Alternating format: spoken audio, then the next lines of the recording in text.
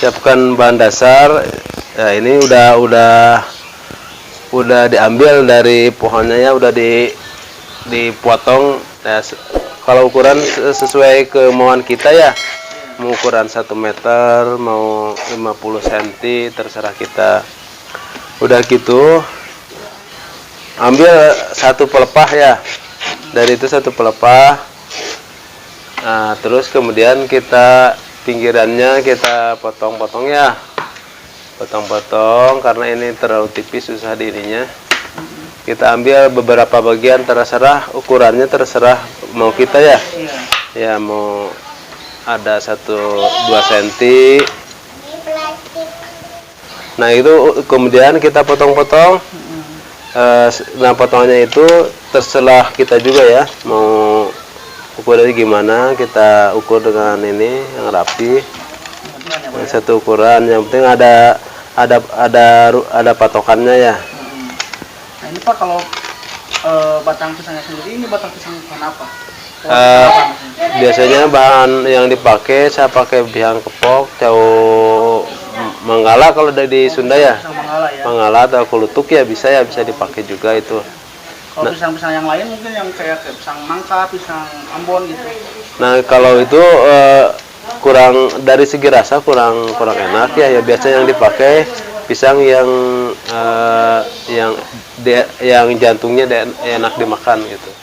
Kemudian setelah itu kita potong-potong, kita yang ini ditiris gini ya.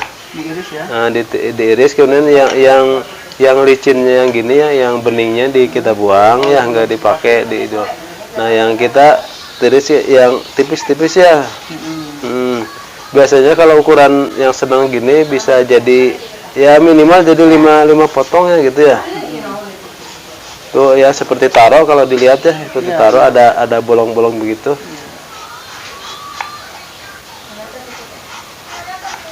Nah, kalau di ujung yang terakhir suka ada yang gini. Nah, ini harus dibuang.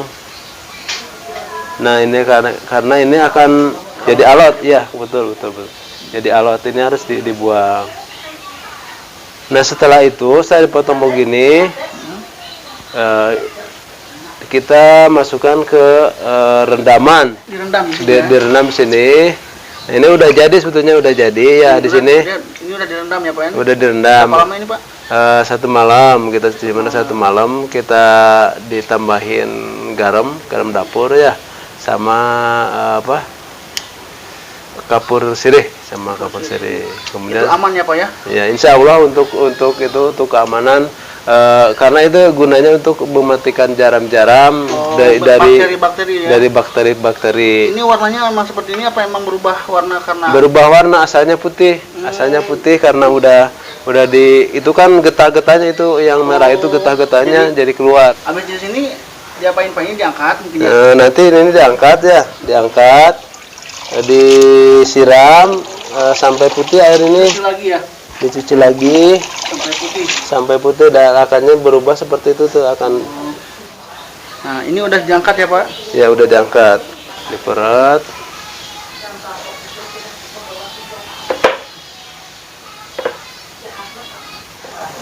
Bisa aja kan tambah diperet juga, cuma ke minyaknya ngambil minyaknya terlalu nyedot gitu. Lebih rumitnya udah gini kan, dicelup satu-satu Pak nih. Dicelup satu-satu ini. Berarti udah gini mah udah siap goreng ya Pak? Siap. Nah, udah di sini baru siap goreng. Nah, udah di gini kan lamanya gini Pak prosesnya. Itu tuh apa Pak? Tepung apa Pak? Nah, tepung terigu, tapioka, sama penyedap lah. Itu berarti udah di mix ya, udah dibumbuin ya. Masukkan ke gini, langsung digoreng. Ya, langsung digoreng. Berarti nunggu dulu beres semua ya ini ya? Iya, udah beres baru siapkan penggorengan. Kita mencoba dulu ya, kita berawal dari kita mencoba. Ternyata setelah dijalani ada juga memang kendala-kendalanya, bilang ini produk apa Pak? Ini keripik gedebog cau apaan katanya gitu katanya. enak gak, cobain dulu Bu, cinta jangan dulu ini, cobain dulu cinta rasanya. Pas dirasain enak, tapi ini cina ini berapanya harga, pas dibilangin harga, ya itu baru mereka bilang ini kan bahan dasarnya seperti itu, bahannya rasanya murah katanya. Betul Bu, cinta ya, kita walaupun kita jawab aja seadanya gitu. Ya, meskipun bahan dasarnya Iya, murah gitu kan. iya, iya, tapi cinta Bu memang betul bahan dasarnya murah, cuma kita dalam prosesnya yang mahal gitu ya. Dari biaya pengerjaannya, kemudian dari waktunya, dari sampai menggoreng itu cukup gak cukup 1 hari. Jadi modal yakin ya Pak ya. Modal yakin aja gitu ya. Ada istilahnya ada inovasi yang baru yang beda dari yang lain gitu ya. Iya. Ternyata setelah itu banyak yang respon juga setelah itu, ingin mencoba gitu. Awalnya nih Bapak kenapa kepikiran usahanya di bidang keripik pelepah pisang Pak? Iya. Awalnya gini kan, saya pernah ngedengar dalam sejarah gitu ya. Iya. Dalam sejarah bahwa pada zaman dulu itu katanya zaman penjajahan itu sampai makan juga dengan gedebok pisang itu sampai dimakan, tapi sehat dan tidak memabukkan, enak dimakan gitu.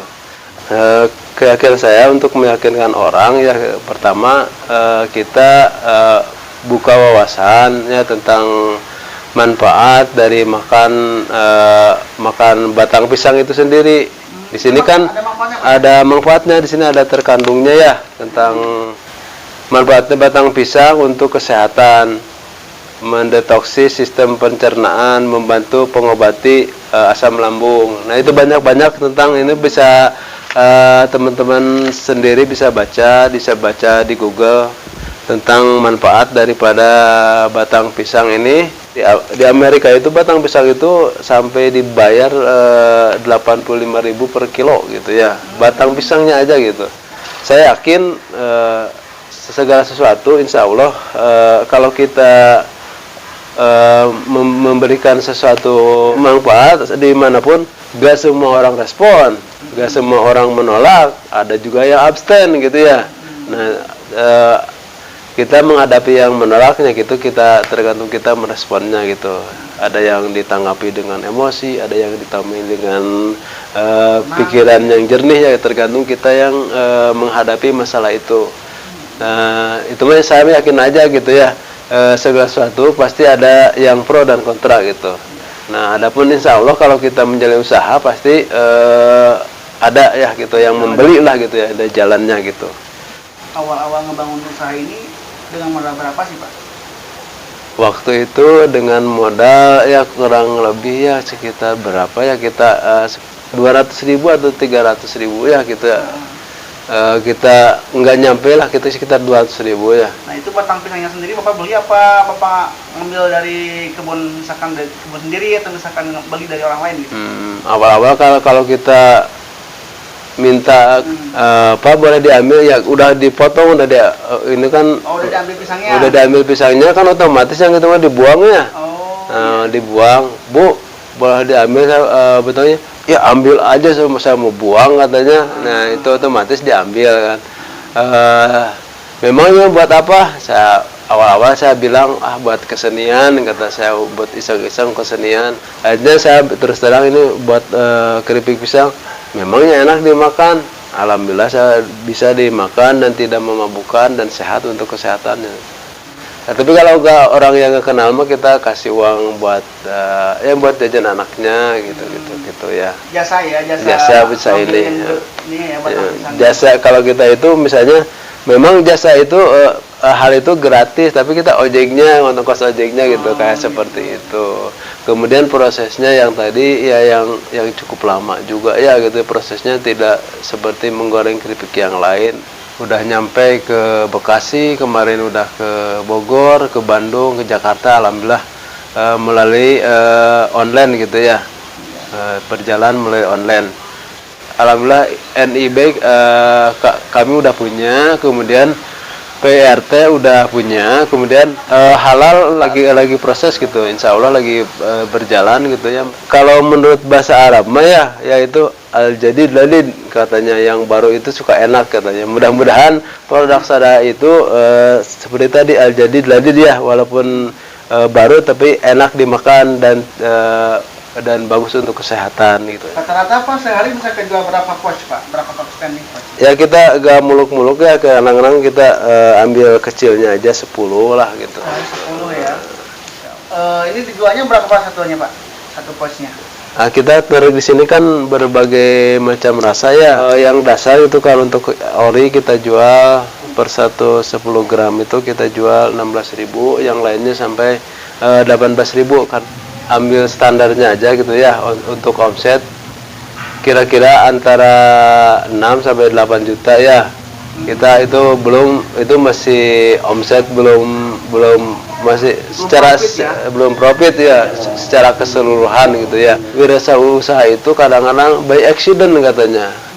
Kadang karena jadi pegawai negeri gak bisa katanya, karena jadi PNS gak bisa katanya, kadang-kadang dari PHK akhirnya by accident kita mengadakan wirausaha.